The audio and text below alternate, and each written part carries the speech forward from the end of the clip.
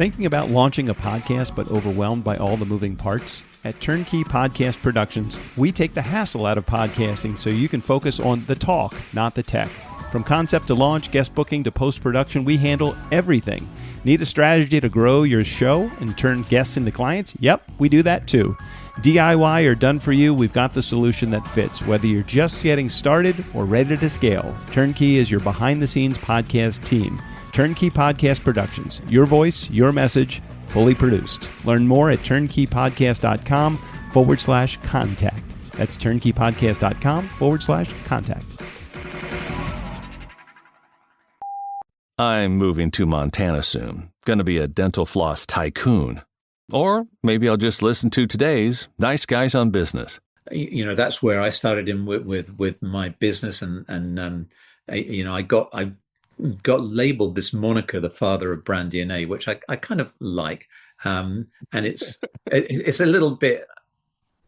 It sounds a bit conceited, and I don't mean. I'm sure there are many other people before me, but when we started off in our specialist brand consulting company 25 years ago, called the Brand Company, we developed this process called brand-centered management, the heart of which was your brand DNA, and like its genetic counterpart, it's a kind of framework for ensuring that you develop consistent, relevant, compelling, distinctive, differentiated promises to your customers. I mean, the heart of it is your promise. Well, off the top of my head, I'd say you're looking at a Boski, a Jim Brown, a Miss Daisy, two Jethros, and a Leon Spinks, not to mention the biggest Ella Fitzgerald ever. And, of course, you'll need the Nice Guys on Business.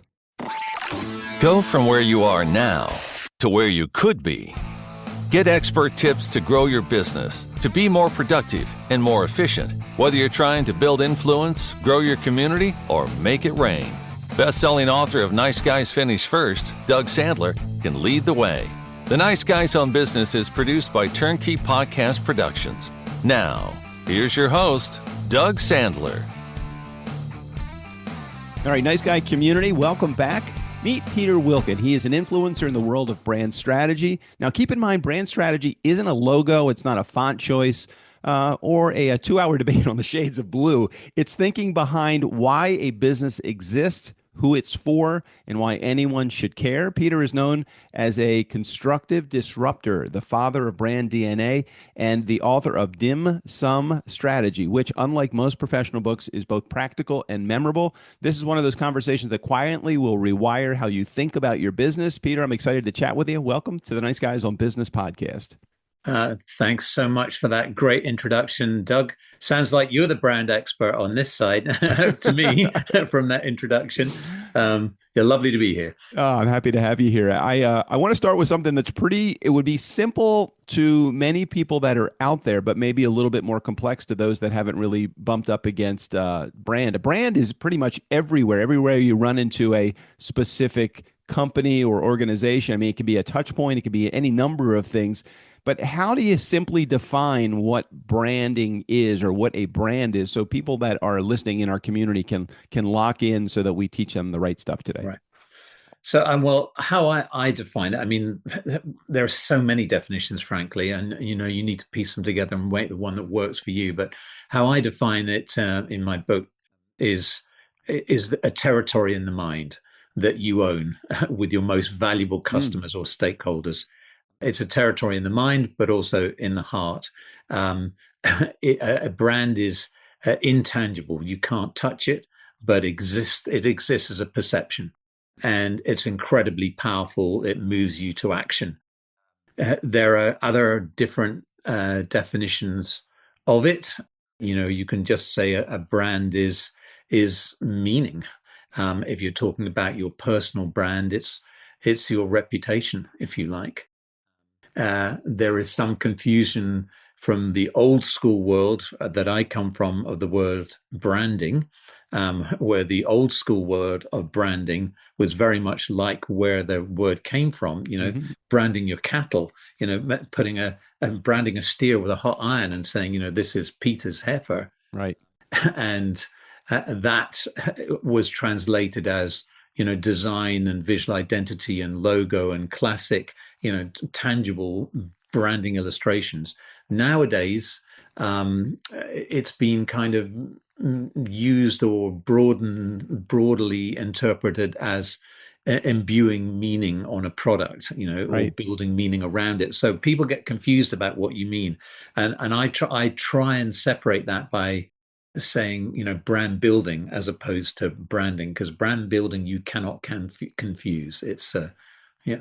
I always get I'm always tickled when somebody thinks about the logo or the brand, let's call it, of Nike is the swoosh, and, Yeah. and the slogan, just do it. And then I think about for where we are sitting as a small organization that has several dozen clients, that does podcast production. I think about it as anytime a client comes or a consumer comes in contact with my brand. Now, my brand could be my attitude. It's how that my website looks. Yeah. It's the attitude of my customer service representatives that are doing their thing. It's the quality of the product that we put out. Everything involving it's how I respond to my internal customers, my team. I feel like that's all a part of our brand. It's almost like brand and culture, it can intertwine so closely. Is that far from reality, or is No, that kind no, of what that's it it's is? a very, very good personal description of what brands are, or how you build up that territory in the mind that I'm talking about. Jeremy Bullmore, who was the ex-chairman of JWT long ago, said, you build up brand imagery like a bird builds a nest from the sticks and straws that you gather up. So, this is the first time we've really talked and met, and it'll probably be the first time some of your listeners are listening to me and they're thinking, okay, I'm building up to him. Is the guy making sense? He's got a British accent. Do I like that or not? I'm not sure. Is he bullshitting me, or is he talking substance? Right, right. And they're building it up already. That's the first thing. But I might be talking to somebody who's listening in, who's read my book, who has or books, who's visited my webinars, has conducted a workshop, who's in my community and knows the caliber, who I've actually consulted with. He may be an ex-client, and they're two very, very different extremes in terms of the quality of understanding or associations of my brand. And it's the same out there with every brand. You've got extreme loyalists and advocates who can basically promote your brand for you because they've been loyalists for Yeah. 25 years, and newcomers who've never experienced it at all. Or you still build strong brands by being very clear about what your positioning is, who you are, what you stand for, to whom and why, and how you go about expressing yourself, your culture. When you talked about the Nike swoosh, I call that an icon or an attribute. Yeah. And those are things that you build meaning into so that you associate all those meanings once you see it. And familiarity, breeds respect, as an old cliche, but kind of true. McDonald's golden arches would be another one. The Coca-Cola dynamic curve. You could go on forever. The things that we're very familiar with. When you're a smaller brand establishing yourself, your icons and attributes might not necessarily even be physical logos or things. If you're a restaurant, it might be a signature dish that you're famous for example. I think, I mean, I don't know if you know of a restaurant called Dick's Last Resort, but it was the kind of place that you would go into. And when you go into this restaurant, part of the persona of the restaurant is the attitude of the service staff. They would friendly insult you. They would say, like, I can't believe you wore that to dinner, or Yeah. are you with that guy? You could do much better than that. And it's almost like if you walked into a five-star restaurant, those would be insults. But when you walk into Dick's Last Resort, it's actually a positive. People go in there expecting to be insulted. So I'm assuming that's all a part of their brand that has nothing to do with the deliverable, but everything to do with the deliverable. The best things about brands are when they're authentic and they're not kind of tried on. I mean, yeah, you're talking to a guy who comes from Hong Kong, was a Hong Kong PR, by the way, and rudeness in your dim sum restaurant was like a mandate, and it brings back comfort values when they throw your dim sums at you and kind of almost resent you being there, keeping them busy. It makes me feel fun. So yes, I mean, your brand is made up of every single association or aspect within it, whether or not it's your product or your service. You talked about culture, and culture is extraordinarily complex. You can sense immediately when you walk into an environment, whether it's incredibly tense and nervous wracking and people are putting, pressure or staring eyes, or whether it's warm, comforting, welcoming, soft, but you try and explain it, you try and create the elements of it. It's very difficult to do that. So, many, many aspects go up to create that territory in the mind, the association, or the things that come top of mind when people know your brand. And that's that's where I started in with my business. And I got labeled this moniker, the father of brand DNA, which I kind of like. And it's a little bit, it sounds a bit conceited, and I don't mean it. I'm sure there are many other people before me, but when we started off in our specialist brand consulting company 25 years ago, called the Brand Company, we developed this process called brand-centered management, the heart of which was your brand DNA. And like its genetic counterpart, it's a kind of framework for ensuring that you develop consistent, relevant, compelling, distinctive, differentiated promises to your customers. I mean, the heart of it is your promise. Those are great. Those are words those are impactful. Can we maybe share some of those again? It's almost like Yeah, the consistency in brand awareness yeah, is an essential component. If you one day you have 24-hour response time, and another day it's 2 weeks to get back to a client, yeah, inconsistently delivering and then promising that you're going to get back in 24 hours but taking 2 weeks to do it, that's going yeah. to quickly put your brand in Yep. the crapper, I would assume. Yeah. Well, yeah, yeah. RCDC, if you want the acronym that who we developed, relevant is rule number one. You must be relevant in some way to your customer. You must provide them with something that helps them not just survive but thrive, or does something for them that's relevant. My previous world was advertising. I ran big ad agencies, mainly in Asia Pacific, BBDO and Ogilvy and Burnett, and that was great. But and the rule number one of advertising was get noticed. So disrupt, grab people's attention. But so many ads, first of all, don't even do that. They're mostly rubbish and insulting the Right, intelligence. right. But even if you do arrest people's attention, it's meaningless unless you attach it with something that's relevant.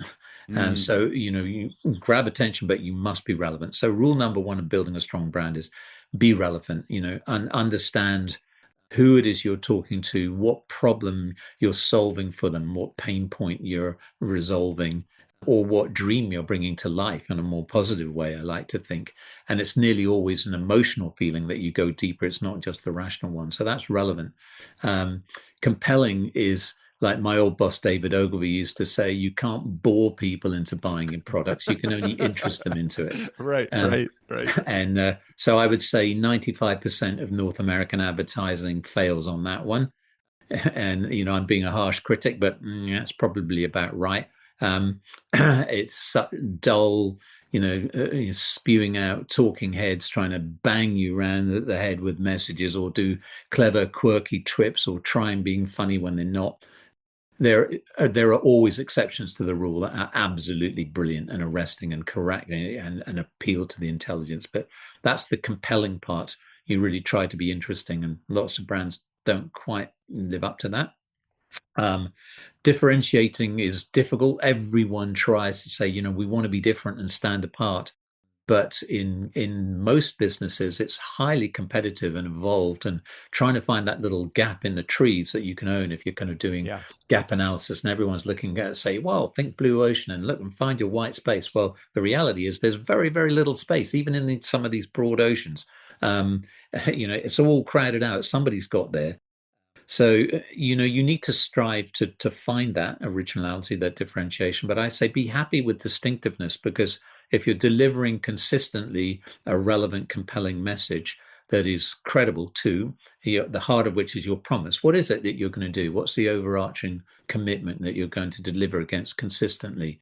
for your customers or your stakeholders. That's the credible bit. If you do that consistently everywhere you are against all touch points, you will build a successful brand. And it's good to be distinctive. Don't kill yourself trying to be different. If you really want to be different, you shake the category up completely and you redefine a category and own it. That's a whole nother game, and extraordinarily difficult to do. Wonderful when it happens, very rare. I think Henry Ford said, "If I gave my market what they wanted, they'd want faster horses." So, That's great. Yeah. He kind of disrupted that world, created his own environment, and did the first three of the things that you said. He just didn't deliver it in the way that he thought that the market thought that he was going to be delivering it. And you have one more because you've done three of them so far. I didn't want to stop you there. So RCDC, is that what you said? It is? Yeah. The end was credibility. So that, keeping your promises, delivering against it consistently every time. So I was mentioning that is, you can make these great, compelling, interesting promises. You can still be, relevant and distinctive, but you have to deliver against them consistently. Every time you show up at every touch point, really, to reinforce that. Again, you can get obsessive about that. Do brands make mistakes? Yes, they do. But the more goodwill they've built up in the bank, you will be forgiven by your advocates and your loyalists. Yeah. I think about you just saying that, and I spent 30 years in the live entertainment business, and I did a lot of social scene events, and I think about the relationship that I built with my clients over sometimes the 2 or 3 years that they would be planning their event, and finally getting to event day, and by mistake, completely by mistake, and this only happened a handful of times in the 30 years that I did it, but calling my client by the wrong first name. It's like I've been dealing with them with 2 or 3 years now, so they know my heart is in the job. They know that I'm there, and they wouldn't get the call. My agent wouldn't get a call on Monday morning say, I want my money back. Doug didn't even know my first name. Now, that's because I built a relationship with them for 2 or 3 years. Conversely, the person that calls their client the weekend before their event and then calls them the wrong name on Monday morning is going to get the call saying, I want my money back. And the agency wouldn't have any kind of leg to stand on. So I understand all of those things, how important it is to be on time, to tell the truth, to qualify your client in a way that they know the relationship that you built with them is solid. And I feel the same thing. I brought that attitude over to my production company 10 years ago when we started it, feeling like I really want to make sure that we have exemplary customer service, because we don't want to be we don't want to be the slow to respond, most expensive company in town. That wouldn't make any sense. I wanted to also have good pricing. I wanted to make sure my deliverables matched what our competitor delivered. I wanted to do it in a fast manner. Our customer support, I wanted to make sure that our clients knew that we cared for them, we love them, we care about the message that they put out. And I feel like we have done that. The only thing that I'm challenged by is, how do you wrap that in something that somebody is going to believe? Like if I was calling you and saying, hey, I'm thinking about hiring you to help provide my services to my market, how do you start to go down the problem tree to discover what the problems are that I may be experiencing within my own organization, to offer that as, and make revisions to that so I can offer my market even something better than I've already delivered? Yeah. It's God. There's a lot in there to pack. But, Sorry, that was a lot to ask. No, but it's good. I mean, the bottom line answer is you can only play the game in front of you, and you can only do a good job, one job at a time. Right. We were talking about credibility and delivering, and one of the best examples I had many, many years ago, we did a campaign for Shell. And they trying to differentiate petrol or gasoline on performance levels. It's almost impossible. It's you can put octane numbers, you can't really feel it in your car. And so they were trying to push on a service level, and they had trained up their forecourt staff, and they put a program out to their national network. And of course, we had a great campaign for it, and it was a disaster. Why was it a disaster? Because they couldn't deliver it consistently. And if you were lucky, you landed on a Shell Station forecourt where they'd taken the training seriously and they actually did it. They promised little things like, we'll clean your windscreen and polish your cars with a smile. If you were unlucky, you landed in the 50% who really didn't care. So, second or third generation owners with kids who'd got no training, nobody there to attend to your car at all, certainly not a car wash Right. or a windscreen wash. And so that was kind of quickly pulled. In our own industry now of strategic consulting and brand strategy, one of the biggest problems we face now is that credibility or that competency, frankly, because with AI and generative AI, you can package yourself as an incredibly kind of competent person, especially if you've got confidence.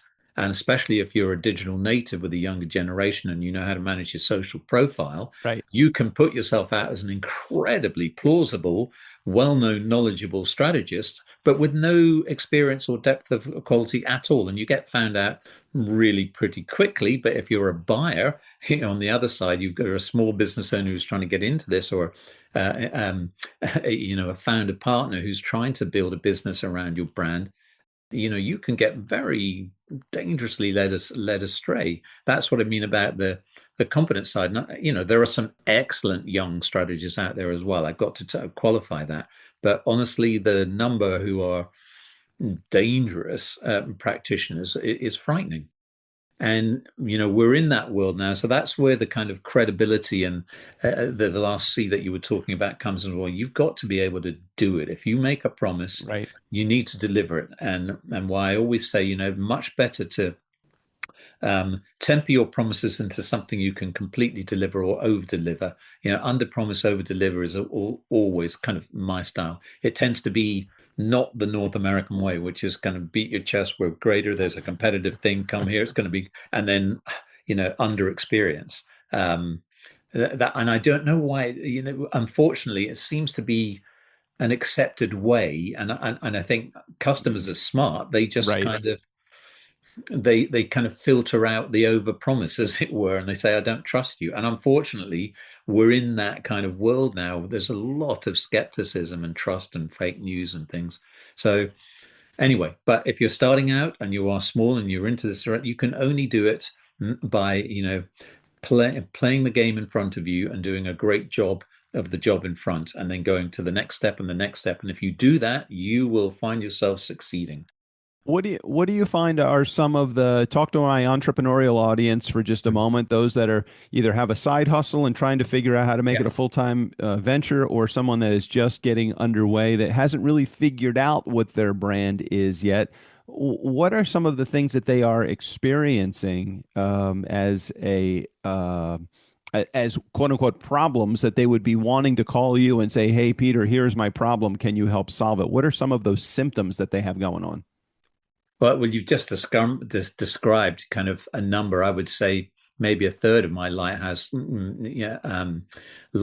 as I call them, membership would kind of fall into that category. Either setting up or having recently set up their own small businesses, or in working day jobs to earn some revenue and be the responsible adult they are, often with young families, but doing night gigs and outside the day job, what they're really passionate about, and dreaming to set up their own business. Right. And the first thing I kind of try and say is have the courage to develop your own brand DNA, know who you are, what makes you different, what stands you apart, what is in your inner soul, what you really makes you different and appealing and compelling and interesting, and the kind of thing that you're going to do with a passion easily. Know your strengths, as Sun Tzu said, know thyself before thy enemy. And all the principles of building a commercial brand DNA are exactly the same as building your Yeah. personal brand DNA. And often with the small businesses and the entrepreneurs, your personal brand DNA is your commercial brand DNA. That's the face of what you were talking about, how you do business and how you show up, your culture, the way in which you talk, your personality, what you believe in, your core beliefs. So that's what I do. I try and help them to kind of um, really identify why they exist in a simple, crisp way Hmm. to what particular target group. And the biggest issues are and I don't mean to be holier than thou because I deal with the same issues, is the temptation to take whatever opportunities land, whatever clients knock on your door. Anybody with a checkbook becomes a client. That's Is never a good good money. idea. And believe me, I know what it's like when you're a hungry rabbit. You need to eat. Right. Right. You've got to eat what's out there. So beggars can't be choosers. But the hardest thing is to really um, stick to your guns, as it were, and be true to yourself and what it is that you want, and over time really be clear about what value you're bringing to which group, and what's true about you, what you really enjoy and that you can deliver against consistently. Otherwise you end up going down wrong funnels, and finding that you're specializing in an area or a category that doesn't really interest you, but that's what fell into your hands. And I've seen that, and it's okay to experiment at the beginning to find out where that is. And some people it's easy. Some people know exactly what they want. I'm a I'm a wrestling professional, and I want to get into the wellness and fitness centers in here, and it's really easy. That's Right. their world. Right. Yeah. For others, they want broad and widespread, and they want the kaleidoscope and the richness of variety of working across different categories. So, So if someone were to try to figure out what their problems are, or what their concerns are, or the symptoms that they are experiencing, what's the first step in coming in contact with your brand? Do they go to a website? Do you have a conversation with them? How does somebody gently introduce themselves to you, to your services and to your wisdom? oh no, that's great. Thanks. Well, I point them to my book, Dim Sum Strategy, which kind of lays out the philosophy of brand-centered management, which is, you use your brand, put your brand, what it is you want to stand for in your most valuable customers and stakeholders' minds, Hmm. as the key to drive all aspects of everything that you do and everything that you say. So it drives internal culture, internal communications. It drives your products and services. It drives your systems and structures that enable Mm. you or hinder you from delivering against your promise. It drives then your external communications to your customers. It drives their experience, and then ultimately their perception of you. But how do they come in? So I say go and read the book. That's the cheapest, easiest way, and it's there. And if you like it, we get engaged more. In my website, I have lots of free resources. I put a brand strategy health check out there, so it's a simple 3-minute online question, and it starts with the question: is do you know how you're perceived by your customers? Mm. That's really that's coming down to basics, but it is an important question to know the answer to. And it's not. And I try. Doug, I look at when I'm doing this face to face. I look at my CEO customer or leader customer and look at them in the eye and say, "Do you?" Because nearly always they're defensive and they'll say yes. And I say, "Well, do you really? When was the last time you got into your customer's shoes or your experience and things like this?" So I've been, they get it, but they may not really truly understand it. So yeah, by way of example, I work with a large group of professional orthopedic surgeons, and they're in an organization that is highly professional. They're incredibly dedicated individuals. They really care for the quality of the service that they provide their patients. But as an organization, it's been set up as a kind of competitive one with divisions that battle for budgets for research and things like Sure. this. And all of the focus has been turned inwards, not outwards, to what really matters, which is the patients and their families that they serve. And so, you need to invert and come back and be customer focused. And when you ask questions about, well, do you know what was the last survey that you did on customer satisfaction and the services that you provide? And well, they haven't even done it. It's like it's so. I mean that individually Good they're all example. that oriented that way. As an organization, not. Yeah. When did you realize, I know I'm taking a sharp right turn here, but when did you realize that this was your thing? I mean, you've been doing it for, 3 decades or more. Mm. When did you realize that this was the avenue that you wanted to keep going down? You weren't on a playground in sixth grade and say, hey, I'm going to be a brand ambassador or a brand DNA, the father of brand DNA. Yeah. So when did that happen? Um, well, I kind of started off in advertising. I had 20 years in advertising at first, and that was that was the first thing. At university, I didn't really know what I wanted to do at all. And um, I was in a very left modal thinking, that is rational, scientific, mathematics kind of oriented, physics kind of Yeah. strict Scottish Right. Presbyterian Right. school, which I absolutely hated and I was terrible at. And um, and it didn't offer me any of the kind of opportunities that I wanted, which was the free thinking, tabula rasa, challenging conventional Right. systems, building bigger pictures, into the creative things, creative writing, and all of that. I stumbled into my world by visiting a small little ad agency called Halls in Edinburgh, and all of a sudden it was like instantly at home. I'd found my peeps. Well, you found your heart. It sounds like you were in your Yeah, head earlier in your career, and you found yeah. your heart in branding. Found my heart. So that was it. And then it's easy when you've got a target and you know what you want. Even though it was very difficult to get into advertising, I was super lucky and managed to get all my way up there. But and then from there, 20 years in, also you reach another crush threshold, and you said, well, look, this advertising game has been a lot of fun. I've reached my professional level of incompetence. I've hit my glass ceiling at a reasonably kind of a high level, but people were kind of saying, Peter, you should have your own company, and this advertising lark, it's fun, but when are you going to get a real job, kind of thing. And that's when I set up the brand company with a couple of partners, and that Nice. was probably one of the most fulfilling things, and where we developed the DNA and the brand centered management process and forged that after hard experimentation, 2 or 3 years to do that, and ended up defining our own little category. I think we were one of the very first pioneer specialist brand Nice. consulting firms.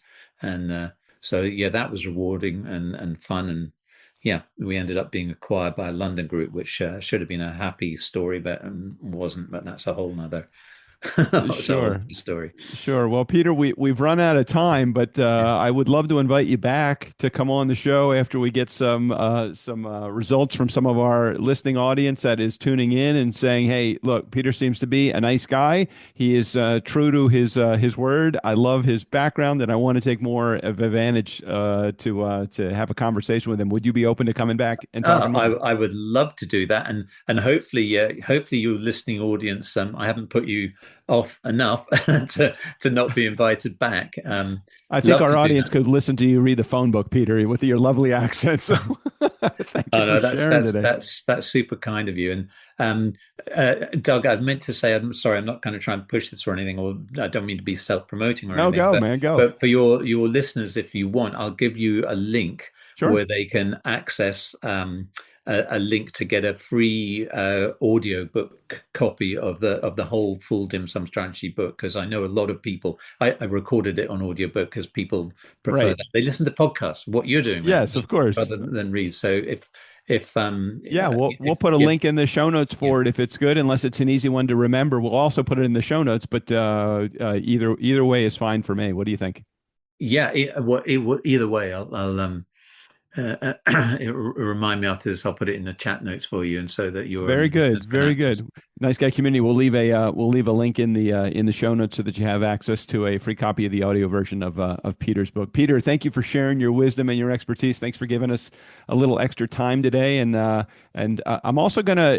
I don't know that you have a public facing link for your podcast. Did I hear you have a podcast also? Oh Did you yeah, say no, that? no, I do. It's only a little tiny one. It's not really a proper one like yours. I It's don't know. it's me like supposedly spouting off little pearls of wisdom, short 5 to 8 minute That's things, and it's awesome. called the Lighthouse Brand Builders podcast, and it's up there and on Spotify and Apple and things like that. I'll make sure we put a link in the show notes for that as well. Peter, thanks Right. for sharing today. Thanks for being here. Thank you so much. My pleasure. Hey, Nice Guy Community, never underestimate the power of nice. Again, special thanks to Peter Wilken. All of his links will be in the show notes, including access to his website, his podcast, and his book on Amazon as well. If you want a hard copy of that, thanks again for being here. Steve O'Brien, go ahead and take us out of here. For the Nice Guys on Business, I'm Steve O'Brien. Fill up your week with the Nice Guys. The Nice Guys on Business are publishing 5 episodes a week. My master plan is working.